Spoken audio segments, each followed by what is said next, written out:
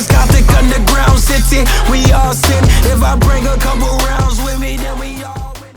Alright, hey there nation, and welcome to the show where we help you to play miniatures wargaming on a budget. It is I, Commander Cheapskate, and we are back on the episode of Into the Badzones. This is our limited series that is dedicated to our Necromunda Outlanders campaign, and this is Battle Report number 13. It is a settlement raid scenario that is fought between my two friends, the Kiddo, as well as Shade. As you can see, my friends are playing on a Zorn Mortalis table that is six squares in size, 3 across and 2 deep. The defenders on this one will be Shade with her Mercator Umbrus, her Clanless Outcasts gang. As you can see, she's pretty much occupying the high ground in this area here with her settlement. At the same time, we have some of the members from the Cold Traders Outcasts, the Children of the Vault, who have infiltrated in already, as well as some defenders down over here trying to protect their main entry into their settlement, as well as the rest of the attackers on this one. So, as you can see here, we're continuing really well on our way with our Outlanders campaign. So my two little sisters will be playing in this scenario, and of course I'll be coming in after they get done doing their activations and such in order to record their progress. So with that being said, ladies, I'm going to play some background music real quick. As the music is playing, we'll show you photos of both gangs as well as their rosters. If you want to see exactly what they're bringing for this one, go ahead and pause and take a look at your own leisure. So that being said, let's get this battle report on a roll.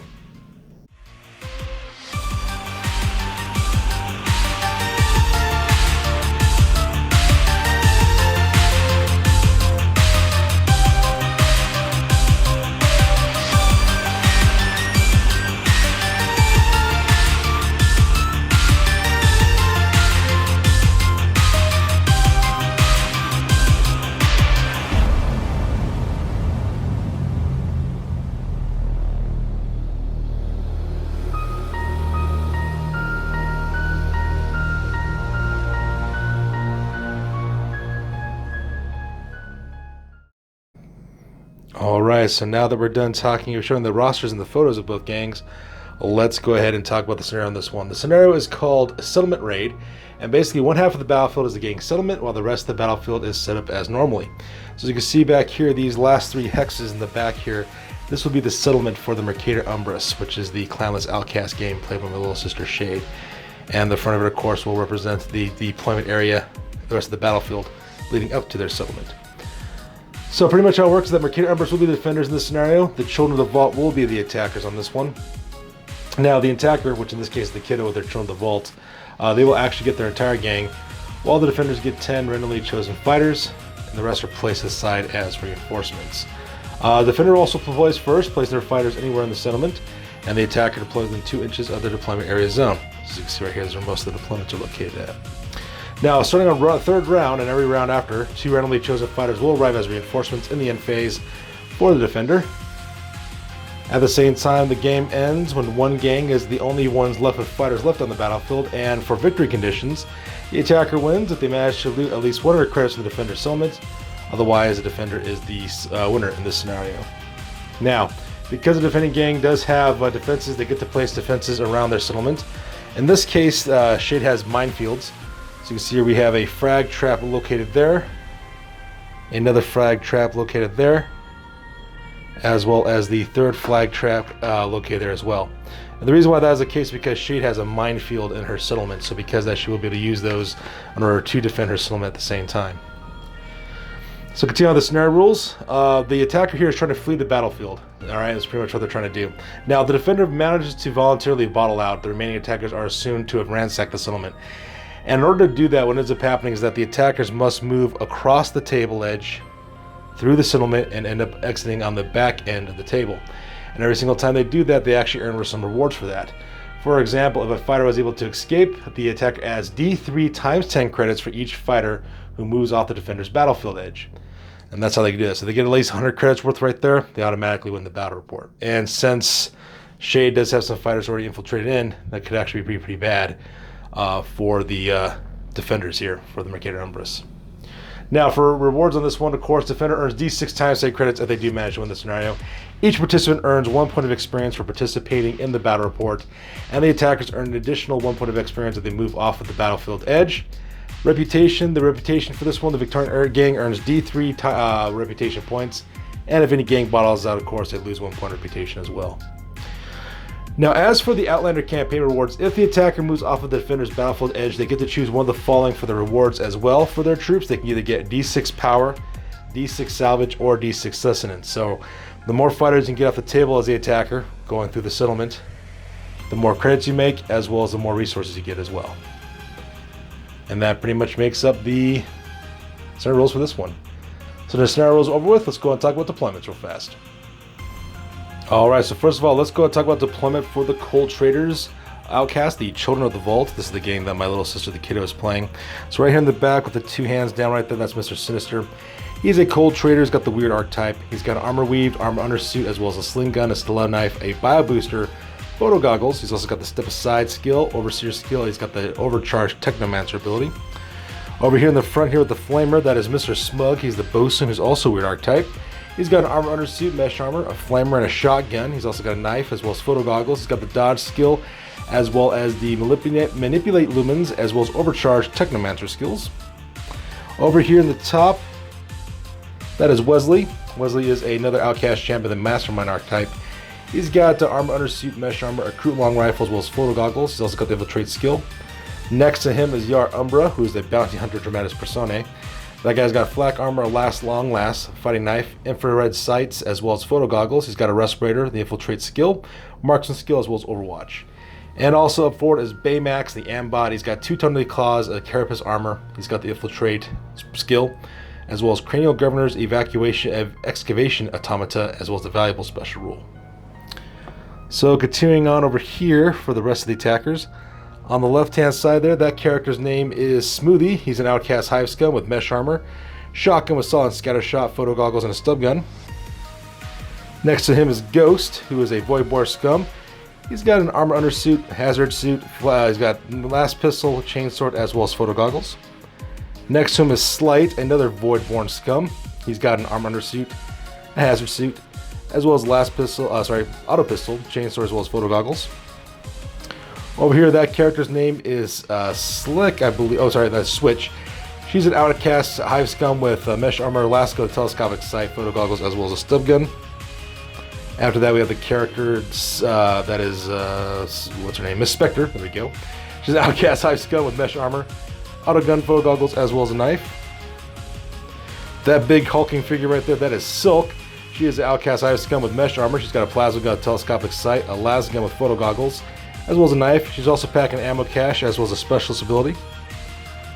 Up in the front, the very point, we have Nostromo, who's an ammo jack. He's got mesh armor, bolt gun, power hammer, as well as munitioneer. And then finally behind them, we have Slick. That's outcast hive scum. He's got mesh armor, bolt gun with a shotgun, solid scatter shot for backup weapon, as well as photo goggles. And that makes up the deployment for the kiddo with her Children of the Vault. So, with her deployment over with, let's go and talk about Shade with her Mercator Umbrus. Alright, so now we're talking about the deployment for Shade now with the Mercator Umbrus. So starting over here on the left-hand side, that character's name is Bussanine. Sorry, not Bussanine, that's Hagar Freelord. He's Dramatis Personae, he's also the leader of the gang. He's got the Mastermind archetype, he's got an armored undersuit, mesh armor, 2 plasma pistol, as well as a respirator, photo goggles. He's got the Overseer as well as the Fixer skills. He's also got the X-Guild armories as well as well-connected special rules. Right next to that character's name is Darko, who is a hive scum with mesh armor as well as armor undersuit. He also has a plasma gun. He's also got a stub gun with photo goggles, mesh respirator, as well as a specialist skill. And then right next to him, that is Donnie, who is a hive scum, who also has armor undersuit, mesh armor, bolt gun with stub gun, photo goggles, as well as a respirator. Now moving on over here to the back, on the right hand side, that is Tough Shakes. He's an outcast champion with a mastermind archetype. He's got an armored undersuit, mesh armor, photo goggles, stub gun with a plasma pistol attached. He's got chainsword, dum-dum rounds, a respirator, as well as infiltrate skill. And right next to that character's name is Bussanine. He's another hive scum. He's got armored undersuit, mesh armor, bolt gun, and last gun with a telescopic sight as well. Now moving on over here to the front. On the left-hand side, that is Roomdog. He's a hive scum with armored undersuit, mesh armor, twin stub guns, smoke grenades, photo goggles, as well as a respirator. Right next to him, the character's name is Moloko. He's a hive scum with armored undersuit, mesh armor, shotgun with solid scatter shot, and he's also got a stub gun and respirator.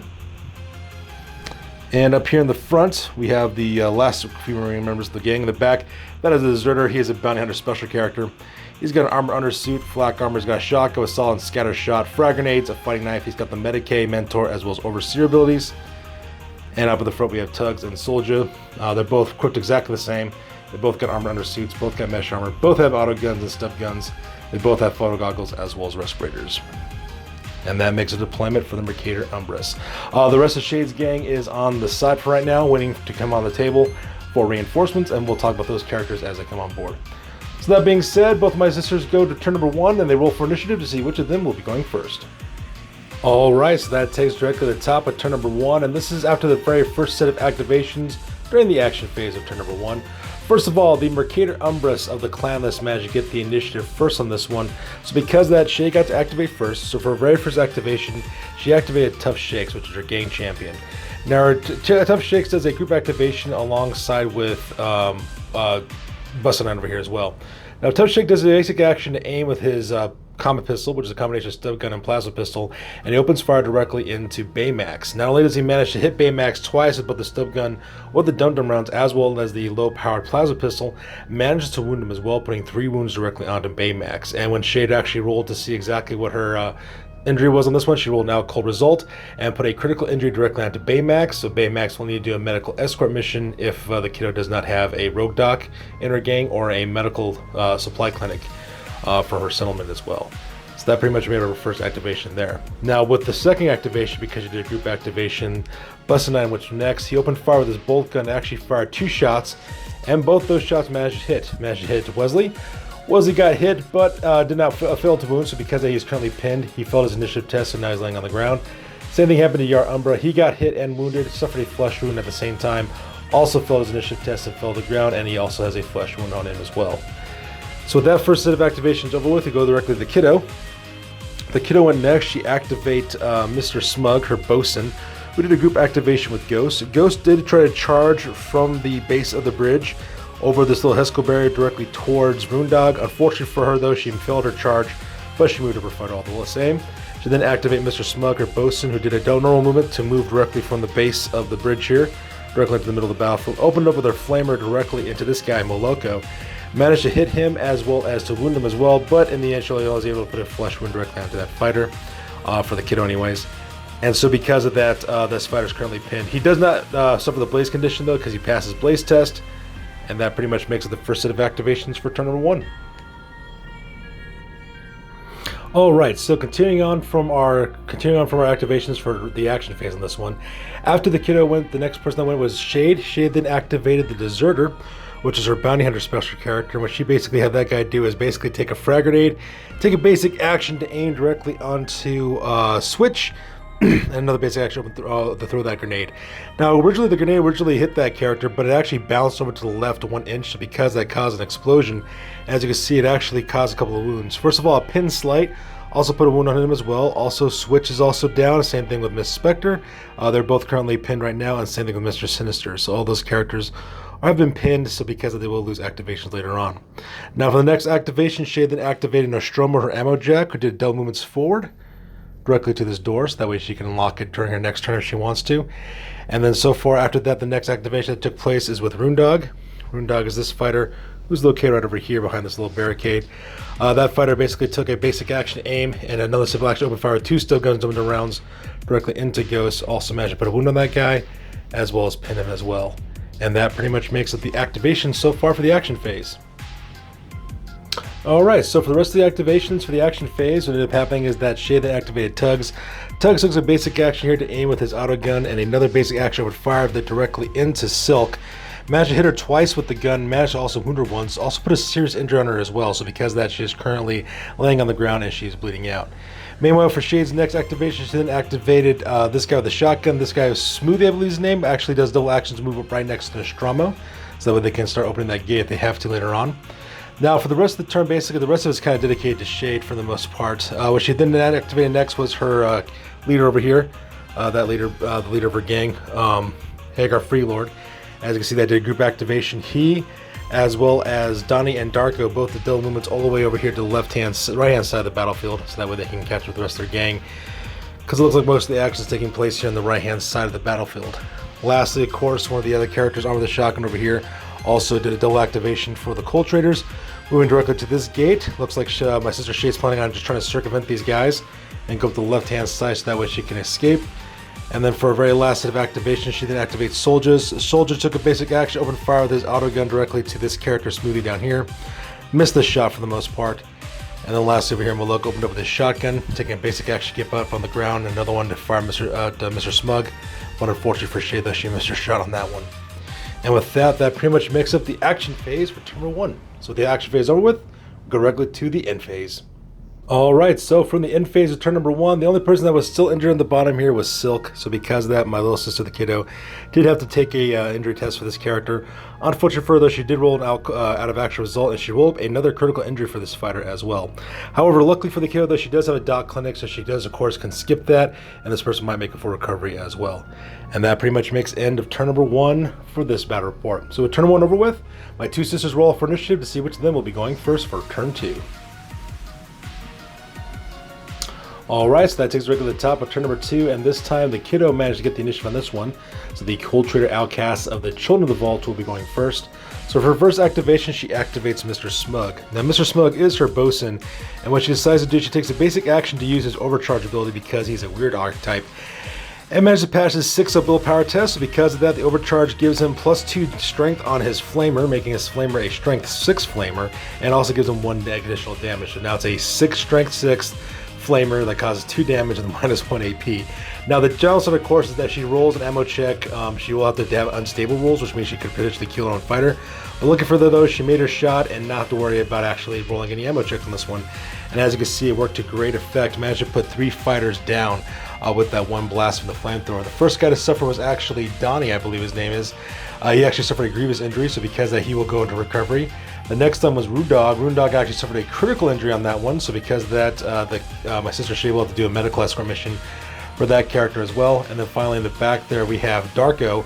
That guy got hit with the flamer too. Luckily for Shay though, she did pass her blaze test, so she doesn't worry about him setting on fire. But did suffer a serious injury, so because that person is laying on the cold decking and bleeding out right now. At the same time, Hagar Freelord does manage to pass his panic test with his cool test, so he's perfectly fine. Now for the second half of that activation, of course, is Ghost. Ghost is a simple action to get back on his feet again. Another basic action would fire the stub gun directly into Moloko. Does manage to hit him, but fails the wound, so he is currently pinned. And that makes up the kiddo's very first activation for turn number 2. Alright, so continuing on with the rest of our action phase real quick. So starting right off the bat, what ended up happening is that Shade then activates Tough Shakes. Tough Shakes, the champion over here, he basically does a group activation as well with Darko's, with Busta 9, who's over here on the left-hand side. First thing that ends up happening is that Tough Shake actually does a simple move to move directly to this structure here, and then opens fire with both his stub gun as well as his plasma pistol in the low setting for his combat pistol. Fires it directly into Mr. Smug. Now, luckily for the kiddo though, Mr. Smug does get hit but doesn't get wounded, so he is currently pinned right now. Now for the second set of that group activation real fast, we have Busta 9. Now Busta 9 does a basic action aim with his bolt gun. Another basic action open fire with this, so that guy he gets +1 to hit. And since he's in the short range distance, he also gets +1 to hit already on top of that as well. Manages to hit Ghost, and not only does he manage to hit Ghost, manages to hit him twice and wound him both times, and actually ate up all of his wounds. Because of that, the kiddo had to roll, of course, for the injury on this one. Rolled an out of action result, and just like that, Ghost is critically injured. So that makes it the third critically injured fighter within the Children of the Vault at this point. And that's what happened to that activation over there. Meanwhile, the kid then goes next and then activates Mr. Sinister. Mr. Sinister does a basic action to get back on his feet again, and another basic action over fire with his sling gun directly into Tugs, who's up here on the top. Does manage to hit him and wound him as well, but only managed to get the flesh wound on that character, so Tugs is still pretty much okay. He has 1 less wound tougher, but them's the breaks at this point. And so far that makes up the second set of activations for the action phase of turn number 2.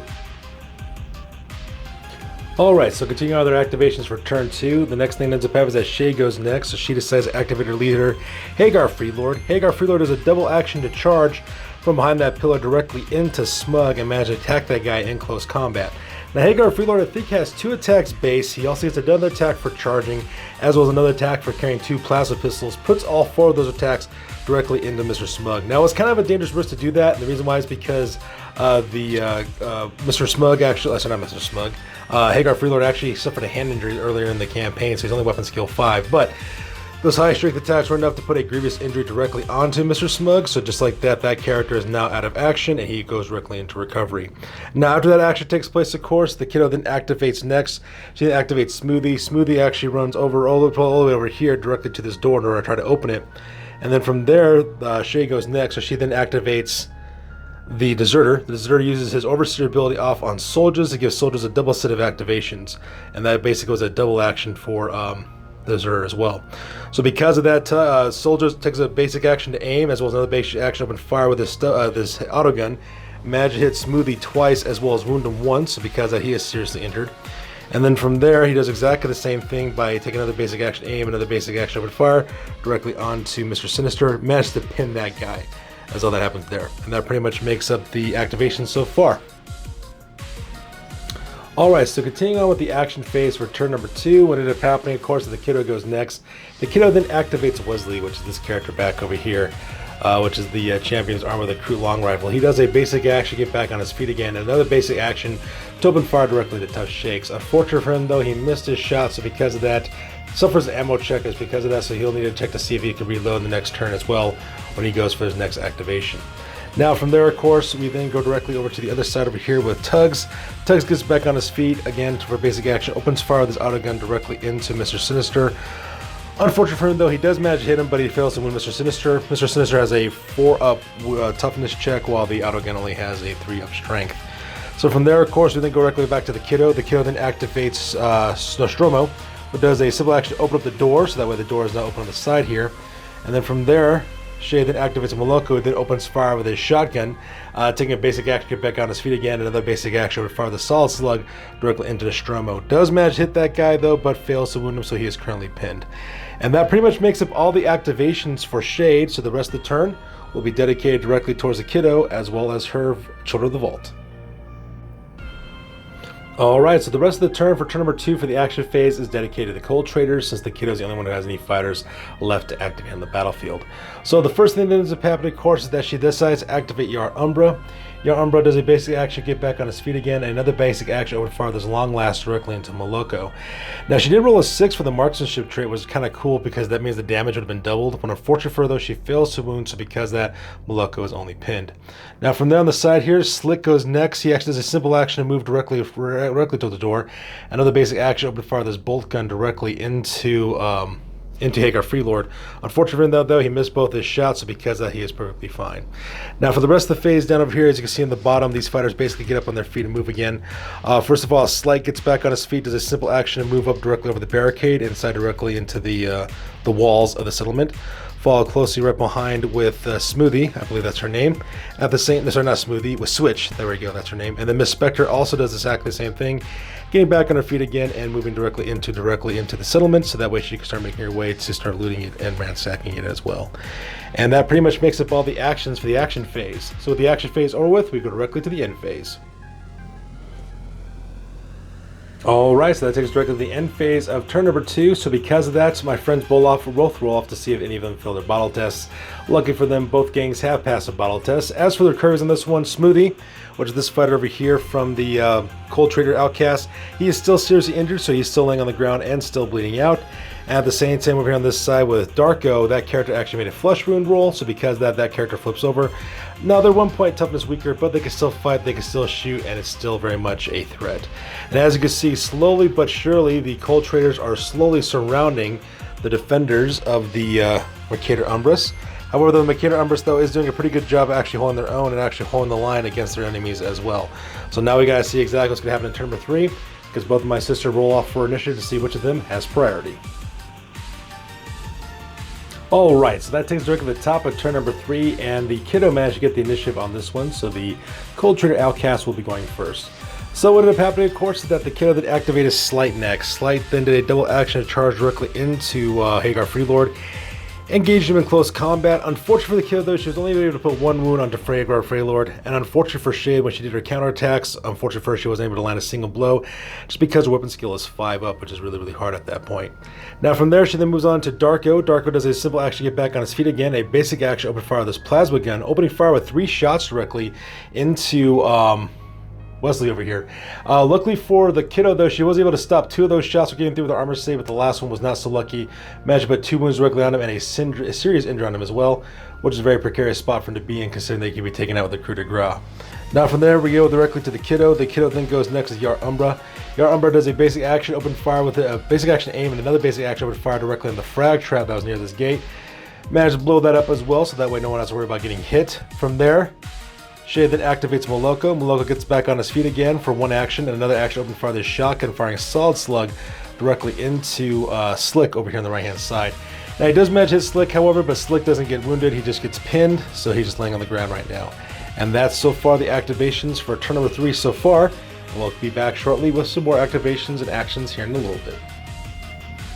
Alright, so continuing on the activations for turn number 3. The first thing that ends up having is the kiddo that activates the leader, Mr. Sinister. He gets back on his feet again and does a simple action to go behind this wall so that way he gets stopped from getting shot at the entire time. Now from there, what ends up having is the kid Shade that activates the Deserter real quick. He uses Overseal ability off directly onto Tough Shakes.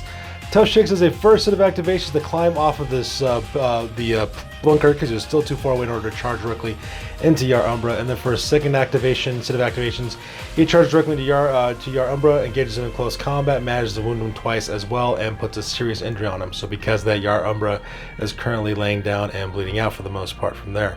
Now from that activation, then we then go back to the kiddo real quick. The kiddo then activates Nostromo. What is her ammo jack? Nostromo gets a simple action, get back on his feet again, and a basic action open fire with his bolt gun.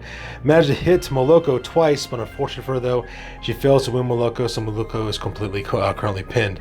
And then so far for the last activation that we have so far for Shade, Shade then activates Bussanine. Bussanine charges directly into Wesley and puts him out with a coup de grace, putting him out of action with a out cold result as well. And that pretty much makes up the action phase so far in this turn. Alright, so that takes us to the rest of the turn number 3 for the activation phase, for the action phases. As you can see here, both Silk as well as not Silk, her name is Switch. Both Switch as well as Miss Spectre have basically crossed over into Threshold with simple actions move forward and another basic action open fire. Miss Spectre managed to pin the Deserter. At the same time, Switch was able to also pin Soldier as well. However, Tugs though was able to open fire with his autogun directly into Miss Spectre, managed to put a flesh wound on her as well. And she also managed to get an ammo check when she opened fire directly onto the Deserter. And that pretty much makes up the action phase for turn number 3. So with the action phase over with, we now go directly to the end phase.